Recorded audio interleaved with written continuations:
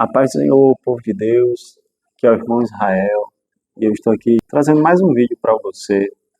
Eu queria trazer um vídeo para falar de um texto que eu gosto muito da palavra de Deus. É um texto que se encontra no livro de Ruth, capítulo 1, verso de número 1 ao 5. E eu queria meditar com você nesse texto. E diz assim a palavra de Deus: E sucedeu que nos dias em que os juízes julgavam, houve uma fome na terra, pelo que um homem de Belém de Judá saiu a peregrinar nos campos de Moabe, ele e sua mulher e seus 2 filhos. E era o nome deste homem Elimeleque, e o nome de sua mulher Noemi, e os nomes dos seus 2 filhos, Malom e Quilom, efrateus de Belém de Judá, e vieram aos campos de Moabe, e ficaram ali. E morreu Elimeleque, marido de Noemi, e ficou ela com os seus 2 filhos, os quais tomaram para si mulheres moabitas, e era o nome de uma Orfa e o nome de outra Ruth, e ficaram ali quase 10 anos. E morreram também ambos, Malom e Quilom, e ficando assim esta mulher desamparada dos seus filhos, dos seus 2 filhos e do seu marido. Somente até aqui, amado irmão. Esse texto é um texto que eu acho muito bonito da Bíblia, porque é um texto que ele vai falar da história de 2 mulheres, né? O livro de Ruth, ele leva o nome, né, de uma das personagens, porém o texto começa a falar sobre a história primeiramente de Noemi. E é interessante que o texto ele vai falar toda a situação em que Noemi e sua família se encontravam. E alguns de nós podem até achar que uma história, né, ela sempre deve começar bem, né? A gente tem sempre essa ideia, né, de que uma coisa que começa bem vai terminar bem. E algo que começa assim, meio ruim, meio cheio de problema, tende a dar errado ou continuar dando errado, ou o fim daquilo vai ser algo ruim ou frustrante, né? E quando nós lemos esse texto, especificamente desse livro, nós vemos que as coisas não são assim. As coisas, elas não são dessa forma que muitas vezes nós imaginamos que tem que ser. Nada precisa ser tão certinho assim, né, na nossa vida. A nossa vida não tem que ser exatamente perfeita nas coisas, né?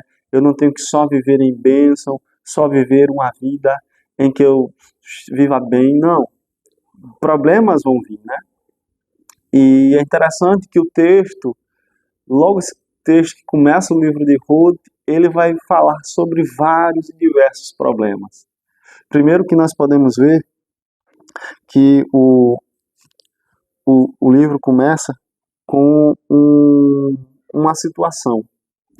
O texto começa assim, o verso do número 1 do capítulo 1.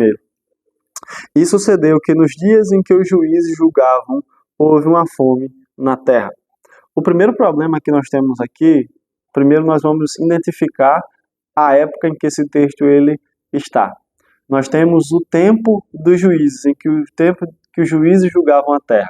Nós temos o livro de Juízes na Bíblia, que justamente vai falar de um período em que o povo agora já não estava peregrinando no deserto, havia se assentado na terra, e agora eles iriam conviver e viver ali naquela terra.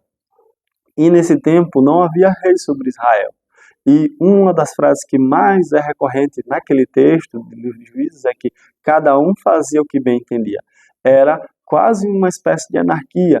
Cada pessoa entendia o que bem queria e fazia o que bem entendia. As pessoas deixaram de ouvir os sacerdotes, né? Depois que os sacerdotes, que eram da época de Josué, morreram, as pessoas deixaram de seguir a lei do Senhor e começaram a fazer o que bem entendiam. E nós vemos aqui o livro de Ruth sendo um testemunho dessa época, né? E aí, outro problema, nós temos agora uma situação calamitosa, que houve uma grande fome naquela época, né? Naquele lugar e naquela terra. Então, nós tínhamos um problema em que você não tinha uma liderança, você não tinha um caminho a ser seguido, você agora teve um problema que afeta várias famílias, que é a fome. Aqui no Nordeste nós temos um problema muito similar a esse, né, que é a seca. Quando a seca ela acontece, e ela vai acontecer, né, nós nordestinos já meio que nos acostumamos com isso, que é certeza de uma coisa, que vai ter seca, falta, né, comida, muitas vezes na mesa, né, das pessoas, na mesa daqueles que dependem da agricultura. E justamente aqui nós vemos que houve uma grande fome, provavelmente causada talvez por uma seca ou provavelmente por alguma coisa desse tipo. Nós não temos exatamente o porquê, mas nós entendemos aqui que houve já um problema, né, uma tragédia para muitas famílias, né, que era a fome na terra. Então, nós temos aqui a atitude de um homem, né, um homem toma uma atitude, esse homem sai de Belém de Judá, né, da região de Judá, e vai peregrinar. Ele começa a andar, né, para os campos de Moabe ou para as terras de Moabe. Quando nós temos ali um mapa, né, do território de Israel, nós vamos ver que Judá ficava de um lado do Jordão e os campos de Moabe ou o território de Moabe ficava do outro lado, né, do Jordão. Então você tinha que fazer um percurso para lá. E esse homem ele não foi sozinho para peregrinar na terra de Moabe. O texto vai dizer que ele levou sua mulher e seus 2 filhos para peregrinar na terra de Moabe. E no verso de número 2 vai dizer que, e era o nome deste homem chamado Elimeleque, aqui trazendo, né, o nome do personagem que inicia, né, levando sua família para a terra de Moabe. O nome de sua mulher era Noemi, que também é uma das personagens principais desse livro. E o nome dos seus filhos eram Malom e Quilom, de Belém, de Judá, e vieram aos campos de Moabe e ficaram ali. Então, eles saíram de um lugar que eles não estavam se sentindo bem, que não estavam por causa de uma tragédia, né? Isso me faz lembrar muito a situação de muitas pessoas na igreja, que decidem sair de algum lugar porque não está bem, a situação não está proveitosa para elas, e elas decidem sair, achando que indo para um lugar, para um outro lugar, lá elas viverão melhor, lá elas viverão bem, lá elas terão agora uma chance de mudar de vida. É a esperança das pessoas, né? A gente às vezes tem tanta esperança de que em outro lugar vai ser diferente, só que na verdade não.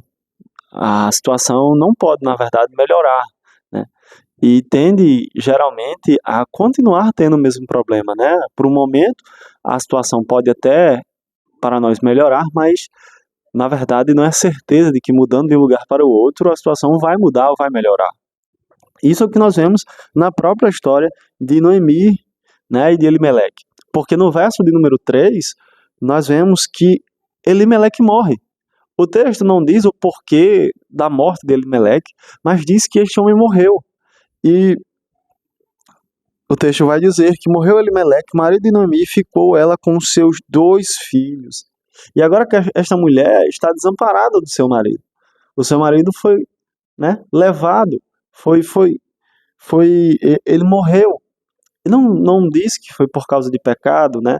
E algumas pessoas até gostam de falar que ele foi para Moabe e Deus o castigou com a morte, mas o texto não nos diz isso. E quando o texto não nos diz, nós nos calamos, né? Mas o texto nos diz que esta mulher, agora desamparada do seu marido, agora vivendo com seus 2 filhos. E imagine a situação. Hoje em dia, quando nós vemos uma família, quando um dos pais morre, né, ou um dos cônjuges morre, a situação daquele que fica vivo se torna uma situação muito complicada, né, porque tem a criação dos filhos, tem a questão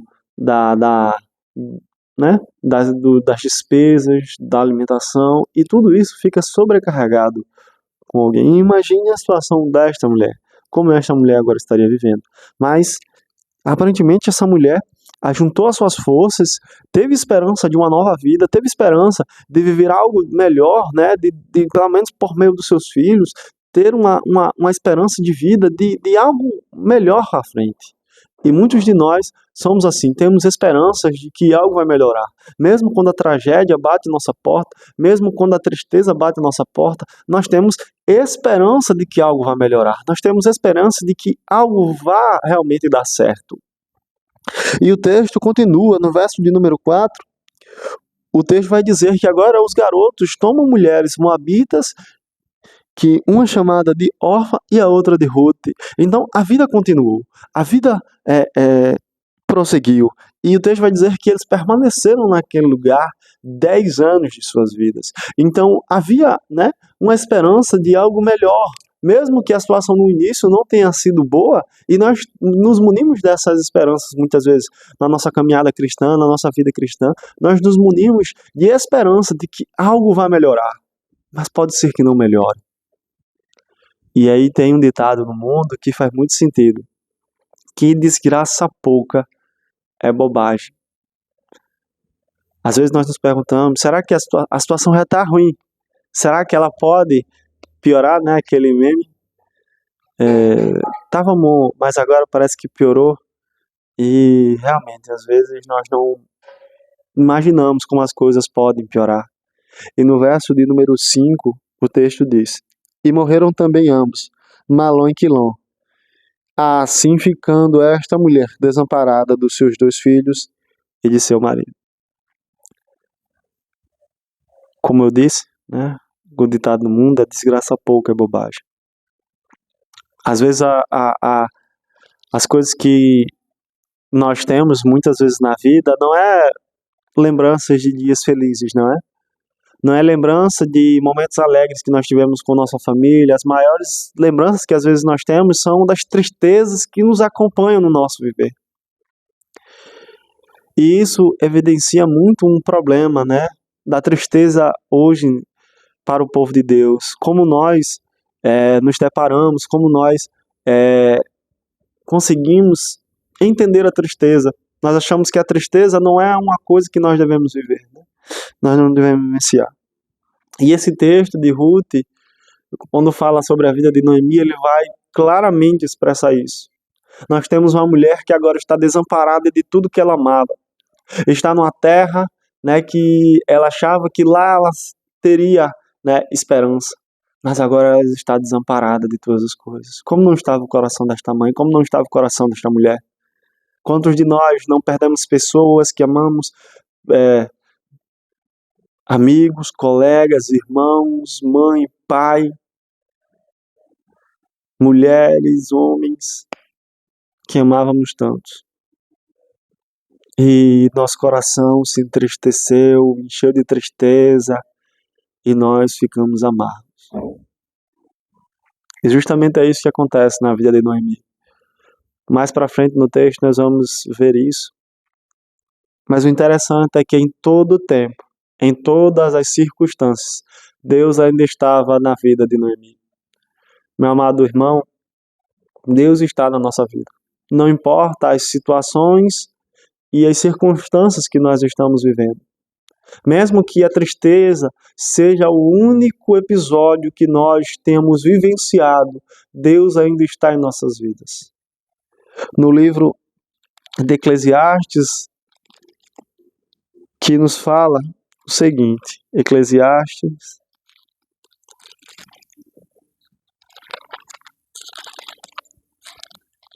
7:14.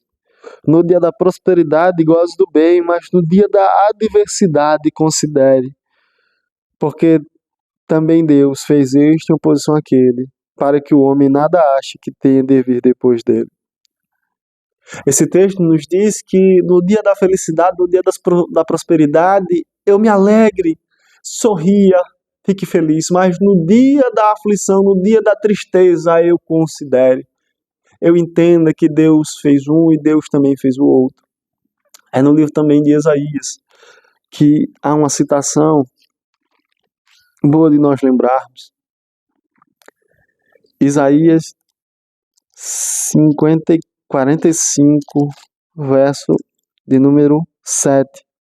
Eu formo a luz, eu crio as trevas, eu faço a paz, eu crio o mal, eu, Senhor, faço todas estas coisas. Deus permite que muitas vezes nós passemos por problemas e por aflições, mas Deus não nos abandona nas tristezas e nos momentos difíceis.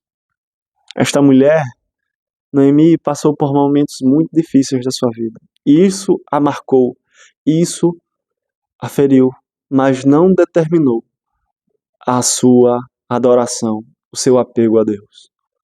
Meu amado ouvinte, meu amado irmão, não deixe que a situação que você está vivendo determine como você adora, como você busca Deus. Que na verdade todas essas coisas possam te movimentar para mais perto e mais junto de Deus. E eu quero agradecer a oportunidade, né, pela sua atenção, que Deus te abençoe. E eu vou trazer outro vídeo falando sobre o resto da história de Ruth e de Noemi. E espero que você possa estar aqui também ouvindo, né, essa série de exposições que eu quero trazer. E que Deus abençoe a sua vida grandemente. Que Deus possa encher cada vez mais a sua vida de oportunidades de engrandecer e de adorar. Fiquem todos com Deus, a paz do Senhor. Tchau.